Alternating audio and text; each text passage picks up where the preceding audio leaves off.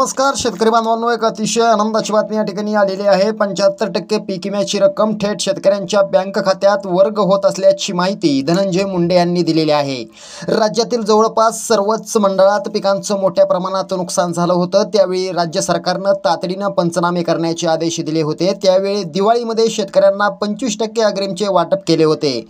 75% अग्रिमबाबत शेतकरी अस्वस्थ होते। मात्र ज्या शेतकऱ्यांनी ई-केवायसी केली आहे अशा शेतकरी बांधवांच्या खात्यावरती 75% अग्रिम जमा करण्याच्या सूचना कृषी मंत्री धनंजय मुंडे यांनी दिल्या आहेत। ज्या शेतकऱ्यांची केवायसी राहिली आहे अशा शेतकऱ्यांनी केवायसी करून घेण्याचं आव्हान देखील या ठिकाणी कृषी विभागानं दिलेलं आहे। आणि ज्या शेतकरी बांधवांनी या ठिकाणी ई-केवायसी केलेली आहे त्या शेतकऱ्यांच्या खात्यावरती थेट 75% रक्कम जी आहे ती खात्यावरती जमा व्हायला सुरुवात झालेली आहे।